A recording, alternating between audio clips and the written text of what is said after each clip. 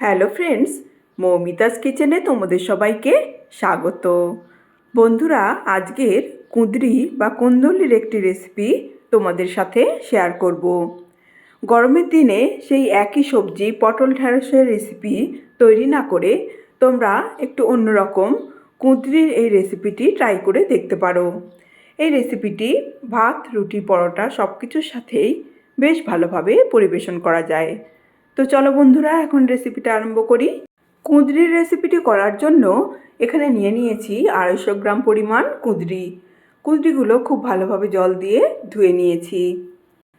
প্রথমে কুঁদরিগুলো কিভাবে কাটলাম একটু দেখিয়ে দেই। কুঁদরির দুটো মুখ এভাবে বাদ দিয়ে দিতে হবে। বাদ দেওয়ার পর কুঁদরির মাঝ বরাবর অর্ধেক করে কেটে নিতে হবে লম্বালম্বিভাবে। দুটো ভাগ কাটবার পর সেই ভাগের মাঝখান দিয়ে অর্ধেক করে কেটে নিতে হবে। এইভাবে 4 টুকরো করে নিলাম। এইভাবে সব কুঁদরিগুলো কেটে নেব। কাটার পদ্ধতি খুবই সহজ। রেসিপিটি খুবই সিম্পল, কিন্তু খেতে বেশ টেস্টি হয়। কুঁদরিগুলো সব লম্বালম্বিভাবে কেটে নিয়েছি। আর এখানে নিয়েছি একটি মিডিয়াম সাইজের আলু। আলুটা ফিঙ্গার চিপসের মতন একটু মোটা মোটা করে লম্বা করে কেটে নিয়ে খুব ভালোভাবে ধুয়ে নিয়েছি।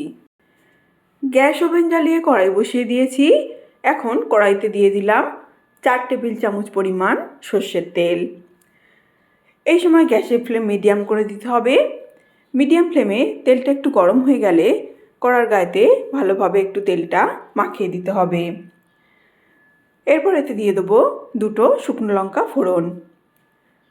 10-15 সেকেন্ড মিডিয়াম ফ্লেমেই ফোড়নটা একটু ভাজা হলে, লঙ্কাগুলো একটু কালচে রং ধরলে এরপর এতে দিয়ে দেবো কেটে রাখা আলুগুলো। আলুগুলো অল্প একটু তেলের মধ্যে নাড়াচাড়া করে দিতে হবে।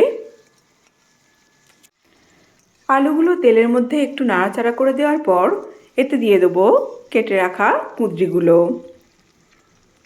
কুঁদরিগুলো এখন আলুর সাথে মিডিয়াম ফ্লেমে একটু অল্প করে ভেজে নিতে হবে। বন্ধুরা, এই রেসিপিটা খুবই ইজি এবং সিম্পল একটি রেসিপি, এবং এটি খুব তাড়াতাড়ি তৈরি করে ফেলা যায়। আলু আর কুঁদরিটা ভাজতে ভাজতেই এর মধ্যে দিয়ে দেবো 1/2 চামচ পরিমাণ হলুদ গুঁড়ো, 1/2 চামচ পরিমাণ নুন আর 1/2 চামচ পরিমাণ লঙ্কার গুঁড়ো। এই রেসিপিটা একটু ঝাল ঝাল তৈরি হবে। মশলাগুলো দিয়ে কুঁদরি আর আলুটা এখন স্লো টু মিডিয়াম ফ্লেম করে বেশ খানিকটা সময় ধরে ভাজতে হবে। কুঁদরি আলুটা ভাজতে ভাজতে এই রেসিপির জন্য একটা পেস্ট রেডি করে নেব। পেস্ট বানানোর জন্য নিয়েছি একটা মিক্সার জার। এখন এর মধ্যে নিয়ে নেব একটি বড় সাইজের পেঁয়াজের অর্ধেক টুকরো করা, একটি মিডিয়াম সাইজের টুকরো করে রাখা টমেটো আর 4টে কাঁচা পাকা লঙ্কা। এখন অল্প একটু জল দিয়ে পেস্ট করে নেব। স্লো টু মিডিয়াম ফ্লেমে কুঁদরি আর আলুটা বেশ হালকা লাল করে ভাজা হয়ে গেছে। ভাজতে ভাজতেই কুঁদরি আর আলুটা বেশ অনেকটাই নরম হয়ে গেছে। এখন এই কুঁদরি আর আলু ভাজার মধ্যে দিয়ে দেবো বাকি অর্ধেক পেঁয়াজটা।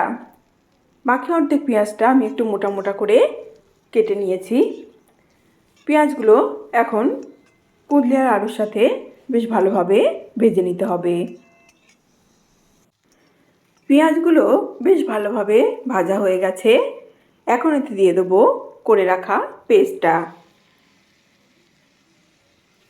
পেস্টটা দিয়ে কষানোর আগে এর মধ্যে মিক্সার জারটা ধুয়ে অল্প করে একটু জল দিয়ে দিলাম। এখন খুব ভালোভাবে কষিয়ে নিতে হবে। এই রেসিপিতে আর কোনো জল ব্যবহার করব না।